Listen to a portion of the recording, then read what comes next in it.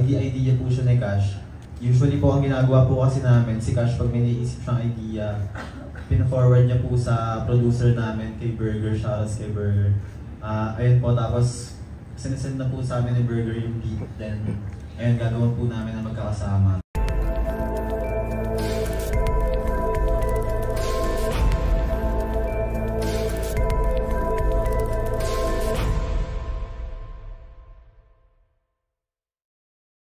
First time ko may interview itong Oside Mafia, although naririnig ko lagi yung kanta niya sa bahay, yung Get Low. So I'm curious, tell us about that song. How did you write it? Kayo ba nagsulat nun? Yes po. Actually, yung kanta na po yun, idea po siya from Cashman. Wala na po siya dito ngayon. May something important lang po. So idea po siya ni Cash. Usually po ang ginagawa po kasi namin, si Cash pag may naisip siyang idea, pina-forward niya po sa producer namin kay Burger, shoutouts kay Burger. Ayun po, tapos sinesend na po sa amin ni Burger yung beat, then ayun, gagawin po namin na magkakasama. Tapos nagawan po namin siya na may verses na 3. Tapos may naririnig po kasi si Cash, may naririnig po si Cash na babae sa hook. So ayun po, nag-contact kami ng mga tropa, kaibigan po, ganun. So doon po nagsimula, kung pinademo namin sa kanya, naging maganda naman po yung kinalabasan. So ayun po. Were you surprised na nag-number 1 siya? It's been there for a while. Yes po, actually, surprise po ako na matagal siya sa 1.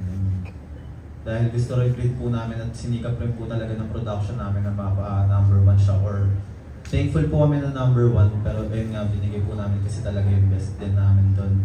So, ang surprising po dun ay yung kung gaano siya katagal sa number 1. Paano binago nung kanta yung buhay niyo, yung estado ng artist rin?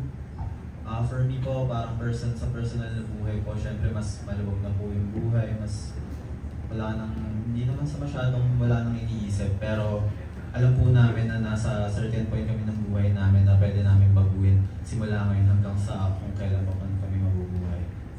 Yan po. Ilan ang ipa-perform niyo dito sa Summer Festival? Siguro 5 songs po, ganun. 5 songs.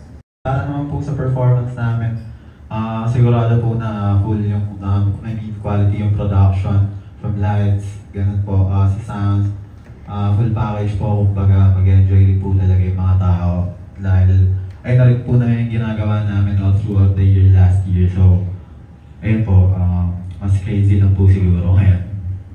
From underground to mainstream, from kalye to big stage, ito para sa mga artists. Ano yung rektang mapapayan nyo sa mga bagong artists? Para sa akin po, magpakatotoo lang palagi sa sarili. Kasi mahirap pong sabihin lalo na yung mga bagay na hindi totoo. Mahirap siya i-state, hindi mo makikita totoo yung sinasabi ng tao kung nakikita mo lalo sa galaw, sa expression ng mukha.